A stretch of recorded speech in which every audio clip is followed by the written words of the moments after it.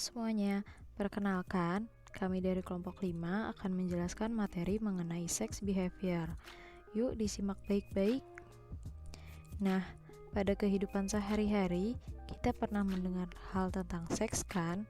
Sebenarnya, apa sih pengertian dan fungsi dari seks itu sendiri? Menurut WHO, seks mengacu pada karakteristik biologis manusia sebagai perempuan atau laki-laki.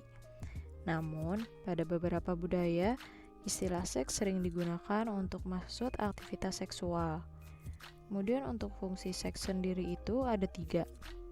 Yang pertama, sebagai kebutuhan biologis untuk reproduksi, kebutuhan biologis untuk kesenangan, dan untuk well-being atau kesejahteraan kita.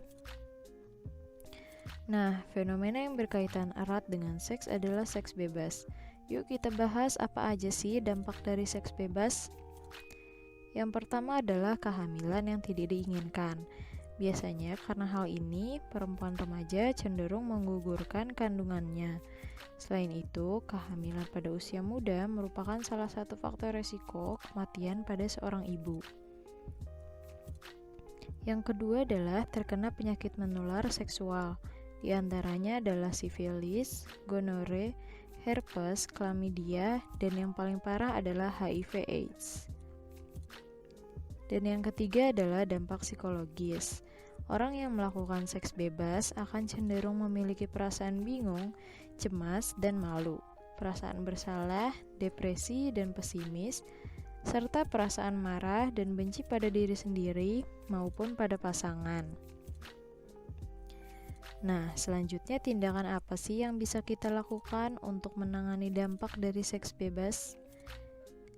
Yang pertama adalah tindakan preventif.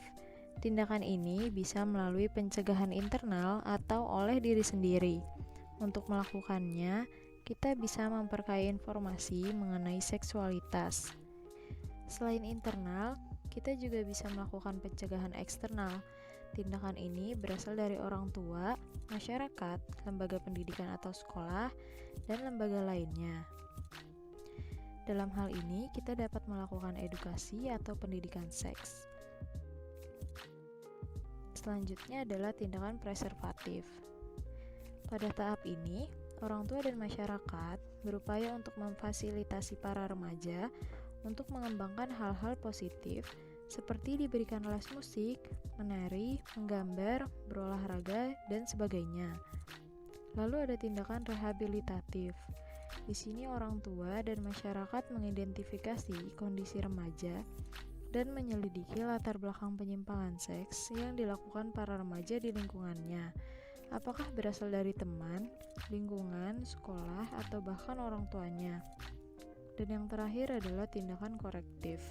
Dalam hal ini, orang tua memberikan penanganan yang tepat dan efektif seperti terapi secara psikologis maupun medis terhadap permasalahan yang dihadapi remaja. Selanjutnya, apakah kita bisa mencegah seks bebas dengan teori dari psikologi kesehatan? Kita cari tahu tentang information, motivation, behavior, skill model yuk. Jadi, dasar teori dari IMB adalah perilaku seringkali bergantung pada keterampilan, dan keterampilan dipengaruhi oleh informasi dan sikap atau motivasi.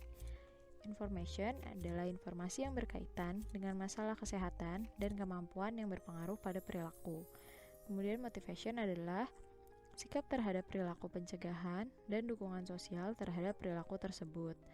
Dan behavioral skill adalah kemampuan yang objektif dan persepsi untuk mengambil tindakan pencegahan.